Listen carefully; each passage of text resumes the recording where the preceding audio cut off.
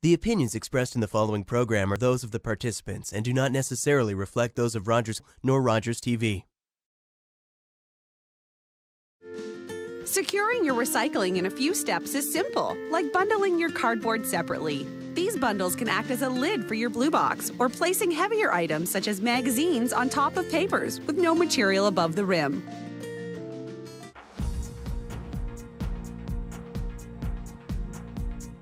Hello, everyone, and welcome to Talk Politics. I'm Deborah Hutchison in the Rogers TV studio. Our guest this week is Scugog Mayor Bobbie Drew. We'd like to welcome Mayor Drew back to the show, who is joining us via Zoom. How are you? I am fine and working out of the office today, which I guess our last few conversations have been from my home. So working out of the office today and happy to be back, even part-time in the office. So that's great. Nice to talk to you again. Good to see you. Lots to talk about. Let's start, of course, with the recent COVID relief funding from the federal and provincial governments. How much was Scugog's share? Well, we were very, very grateful to receive $528,900, and that will help cover the expenses that we had at that point, and the loss of significant loss of revenue. So yeah, we were very grateful to get that. Is it enough? How will it help? How close will it be to filling the gap? Well, at the point of time when we received it, it did help to pay for the expenses.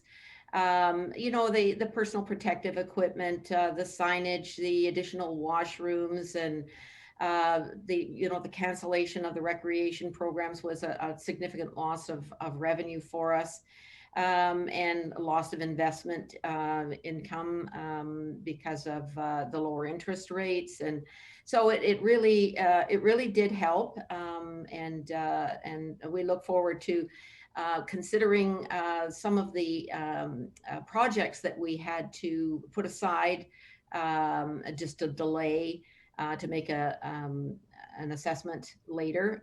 It gives us an opportunity now to look at those services and capital projects that we had to put aside. So it's all good news, and we'll hope for more of that going forward, because it is imperative for these small municipalities in particular to be compensated for the loss of revenue and the additional expenses. You mentioned projects that you had to put on hold or put aside. What were some of those projects? Well, there was some of the capital projects, roads that hadn't been tendered yet, and some of the other services. We had to even consider, the openings, and how we were going to be able to manage that. So yeah, we did put a number of things aside. So hopefully we'll be able to resurrect them. Is it enough? I know a lot of municipalities have talked about, this is the phase one funding. Are you hoping for more? Yes, of course, because additional expenses are continuing as we continue to open for phase three. And so there's significant loss of revenue as well, because phase three opening is going to be delayed, but also there have to be extra measures in place to reopen. So yeah, we will need more as we go along, and we're really, really hopeful that we get that, so that we can provide the services and do the projects that are so much needed in our municipality. I've spoken with many mayors about the economic impact of COVID on their, the municipal coffers. Are you still looking at a potential deficit? Is a tax increase inevitable? No, we're not looking at a deficit. Immediately when the state of emergency was announced, we took measures to, first of all, track our expenses, but have a look at how we could save money and how we could keep people working, provide all the services that we can, and we did. So we redeployed staff from recreation and parks. We redeployed staff to recreation and parks. We delayed hiring some vacant positions. By going to redeploying, we did not need to have seasonal positions in parks. So that helped offset the costs of the whole situation.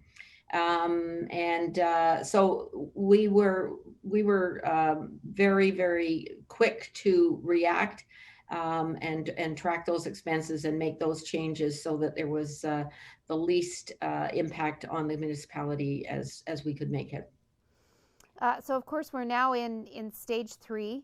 Openings continue very slowly. The Scugog Community Recreation Center, we recently announced details on its opening. Let's talk a bit about that and how that is going to work. Yes, well, the Scugog Community Recreation Center, once we entered into phase 3, opened for day camps and with strict controls and spacing. And it was an emergency cooling center, and we did open it for special use for the blood donor clinic. So come the middle of September, we're going to be putting the ice in, and it will be the 2 pads will be available for skating, for hockey, and so on. There's numerous safety precautions in place. We've worked all that through with the regulations and the emergency measures that we have to keep in place, and we've worked with our teams, our user groups. So we hope to open on September the 15th for this activity. And the 21st, there's a number of other things that are going to be opening. The recreation center will be open for pickleball, again with restrictions. The Lookout, which is the youth center at the Scugog Recreation Center, that will be open. Masks have to be worn, and a maximum of 10 people. In there. So that's quite exciting. And then come October, we'll be looking at the demand for ice time and whether we can open the Blackstock Recreation Center for hockey and activities. So, and then our halls will be opening as well, again with strict regulations that have to be followed. And as a matter of fact, all user groups and teams have to abide by all of the rules and regulations, and they have to provide us their plans as well as their plans. Different organizations like hockey have developed plans from their associations. So we're putting all that together and make sure that whatever we do, whatever openings we have, is going to be done safely. And of course, your updates are available to look at any time online, correct? Absolutely. Absolutely. I urge everyone to check our website to get the most up-to-date information. Of course, though, one of the casualties of COVID, another casualty has been the Scugog Sports Hall of Fame ceremony for 2020. Yes. We just had it announced that that will be canceled for 2020. We look forward to an exciting and bigger and better next year. So far, that's in the offing. So that will be great. Yes, but it is a huge disappointment. But we have to make those decisions with enough time for people to make their plans. So people come from quite a distance sometimes, and so plans may have been started, or hopefully we canceled it before anything major in the way of planning has been done. So I want to ask you about how busy your bylaw officers have been responding to complaints of overcrowding or people not following the rules. How busy have they been? Or are they getting with the program, and are they following the rules? Well, at first they were very busy because the restrictions were so tight, and people were not always as aware as they could have been. And so they were very, very busy, especially in stage one. And then people started getting the message. As you know, we're a tourist destination. And although the message has been getting out very clearly from Scugog Township with our communications department, that's maybe not reaching some of our tourists. So they were getting the message. And so as time went on, it was a little less stressful for our bylaw officers, but they worked very, very hard. And they were so pleasant to people. And for the most part, most people were very pleasant and apologetic that they had maybe broken the rules or were bending them, certainly.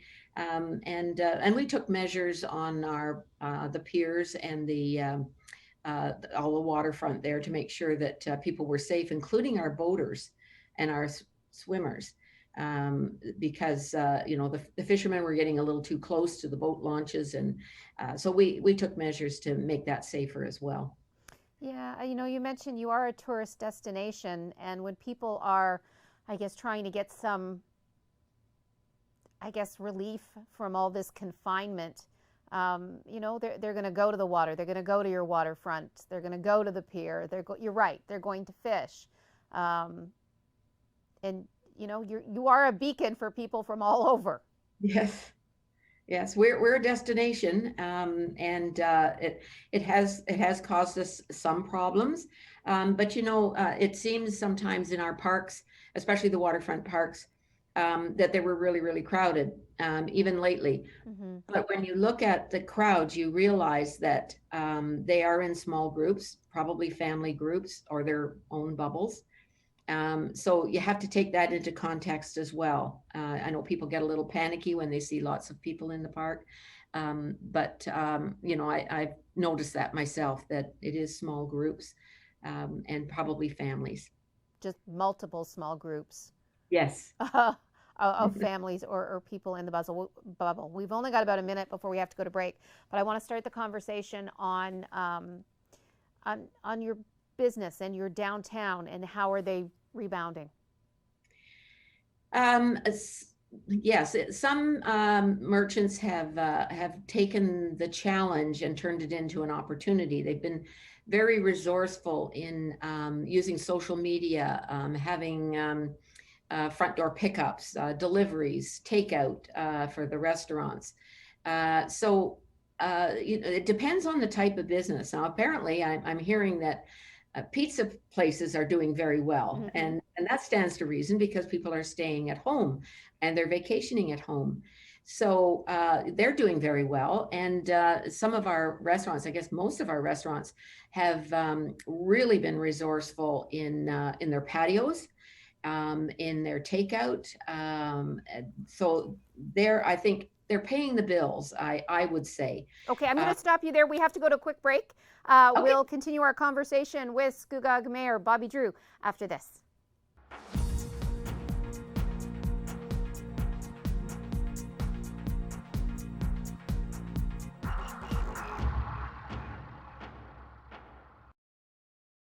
Securing your recycling in a few steps is simple, like crushing your cans and bottles down in your container's blue box and your box board down in your papers box. This saves a lot of space and reduces the possibility of material blowing out of your blue box on windy days. Family, it's just extremely important. People move around. Connected for Success has just made it so much easier. For the longest time, I was on cloud nine. It connects you to family. It connects you to the outside world, and it makes you feel connected to the community. It was a whole new experience. You realize then how much you missed out. In fact, connect is my favorite word now. I love that word. It keeps me out of trouble.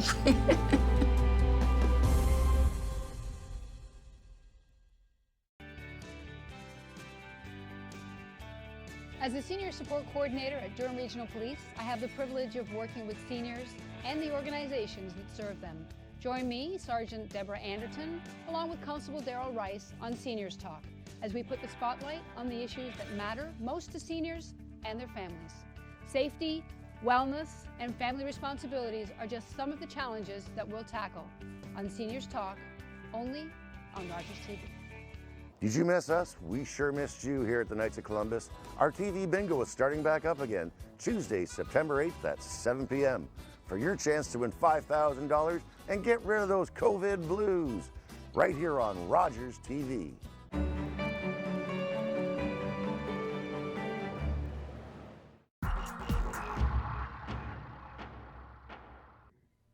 We are back on Talk Politics. Our guest this week is Scugog Mayor Bobbie Drew, who joins us via Zoom. Mayor Drew, when we're going to break, we were talking about businesses and how they are rebounding. And you said, for the most part, the restaurants, pizza places, they've at least been able to pay the bills. But that probably hasn't been the case for every business. Yes, that's true. Some of it, like our donut shops and all of that, they're probably doing well. Our bakery they've always got lineups outside. The butcher on Queen Street in Port Perry has always got a lineup outside.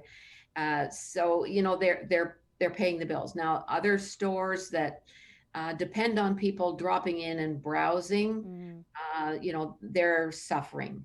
I would say, you can shop online. Some of the stores have shopping online, and as time goes on, they're getting more and more innovative and resourceful about how to improve business under these conditions. So, and the important thing is for us to shop local. Everything you need can be found in Scugog Township. I'm convinced, because I certainly haven't been shopping anywhere else in 6 months. So, and I'm not doing without.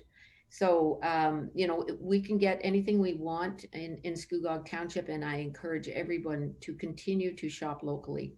It is so important to our businesses. And, if we have a dead main street or main streets in any of our hamlets, it's not good for the sustainability of Scugog Township. So it's important, very important. So is that the main point as to what must happen for your community to rebound? Is people just staying there and shopping local? I'm convinced of that, yes. Any word on businesses that you've lost? I mean, we hear every day that, I know in Toronto, these cornerstones of business are just saying goodbye. Has that been the case of any business in Scugog? There was one business that closed, but they retired. We've had new businesses open. The cheese shop, a furniture store is ready to open. Men's store is newly opened, all during the pandemic. So at this point, there's one store that is going out of business. I'm not sure if it's because of COVID, but I know that there is a similar business, almost exactly the same, going into the same spot. So, and that's a huge piece of real estate. So that's good news. So no, I haven't heard of any. None come to mind right now, which is really, really good news, because I have now that things have opened up a little bit, I have gone out of town, just mooching around looking, and that's not the case for other areas, and that's very sad. Yeah. Okay, let's move on with some other items here. Durham is calling for water restrictions as they work on the Port Perry water tower. That's correct. Yes, we're asking everybody to just be careful with their water use, and that is between September the 4th and the 28th. So they're doing some work on the standpipe just west of Port Perry High School. And so restrictions are necessary. So please be very careful. And thankfully, we've had a little bit of rain, and hopefully people will stop watering their lawns as we enter into the fall season. And, just be careful. Shorten those showers and so on. Make sure your laundry tub is, your washing machine is full before you operate. Yes, exactly. Yeah. Exactly.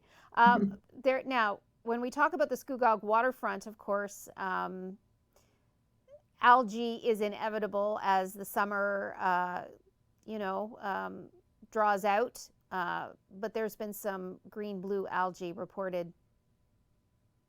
Yes, that's a naturally occurring toxic item that we see nearly every year, and more so with these hot summers. So, yeah, our Kinsman Beach is closed. The rest of the lake is safe.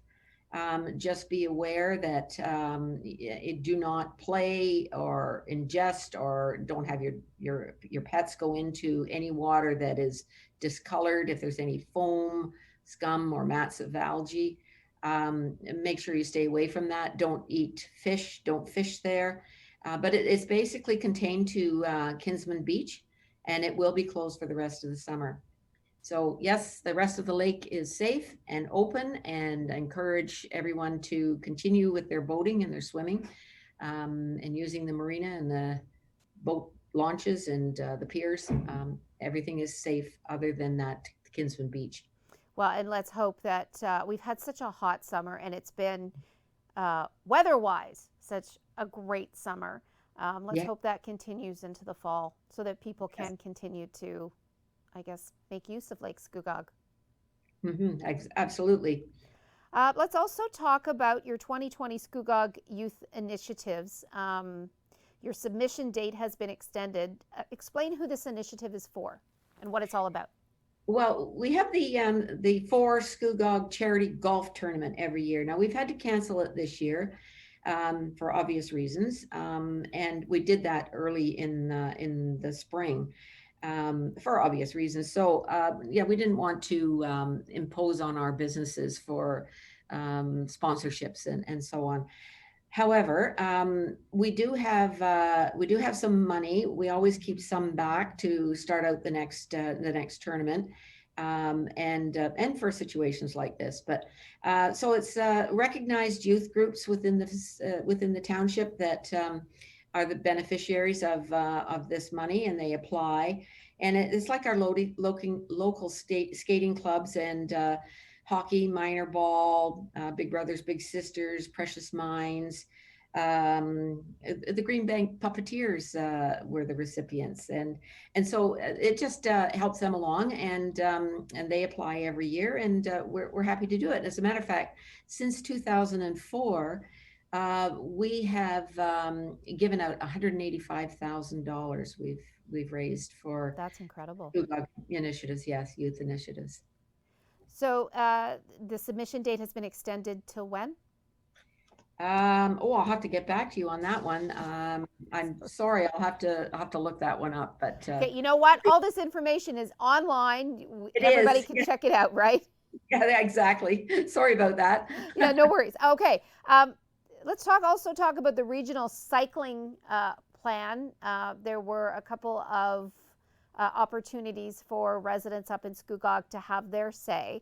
What is the region looking at in regards to a cycling plan? Well, they're looking at a transportation master plan right now, and we are ready to present the active transportation plan and transportation master plan for Scugog this fall.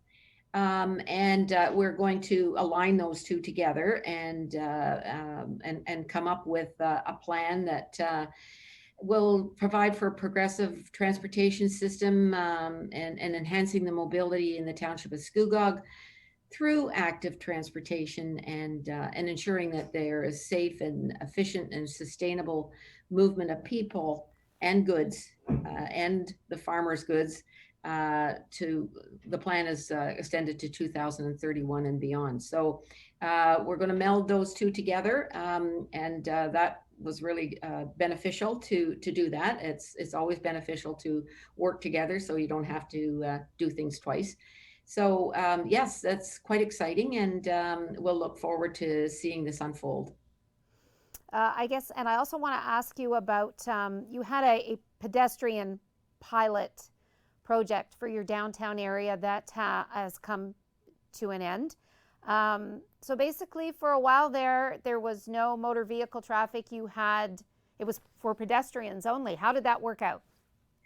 Well, from the purpose of this whole project was to allow for safe physical distancing As we said before, we are a tourist destination, and weekends are particularly busy. And the sidewalks it was impossible on the weekends to physically distance it. So people were walking out on the road sometime to avoid other people. So we developed this plan with the BIA. And the BIA finalized and made their decision to go ahead with it, or their blessing to go ahead with it in mid-July. So we worked quickly to get things in place, and we opened up the 24th July weekend, and which happened to be my birthday, as a matter of fact. Oh, happy belated birthday. Thank you. So anyway, it was very successful. A survey that was conducted indicated that people felt safe and comfortable walking downtown. So from that perspective, it was very successful. We were encouraging the BIA, the merchants on Queen Street, to open earlier in conjunction with the farmers market that opened at 8 o'clock. We encouraged them to do that. Some did. And not at 8 o'clock, but some did open earlier, and we encouraged them to beautify their premises and put tables out with their wares, so from that perspective of physical distancing, it was very successful. The BIA had they initially agreed to 4 weeks, and the BIA had a meeting, and they had their own survey, and some merchants felt that they lost business throughout this process. Some felt that they did not. Some gained business, and some did not have an opinion on whether business improved or not. The long and the short of it is they decided, the BIA decided that they did not wish to continue the project for the rest of the summer. So that gives us an opportunity to compare the last few weekends of the summer to the 4 weekends that we had closed to traffic and open only to pedestrians. So it was called an Open Streets project, and we learned a lot from the pilot, and we'll have more input from the BIA, and hopefully sometime in the future we will revisit this and make some improvements. If we'd had more time, we could have beautified it a lot more. It with the fencing that we had to use, it wasn't as attractive as it could have been. But as I say, with more time and more planning, hopefully we can revisit this sometime in the future, because it was very popular. Okay, I'm going to have to stop you there. We are out of time. Scugog Mayor Bobbie Drew, thanks so much for joining us, and thanks to you, our viewers. Until next time, I'm Deborah Hutchison. Stay safe, everyone.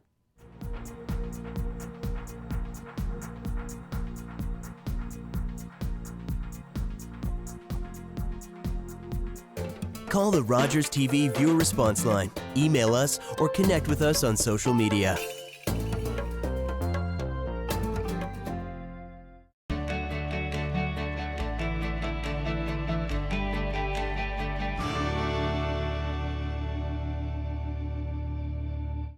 For Sir George Etienne Cartier, the work of uniting Canada was as vast as the country itself.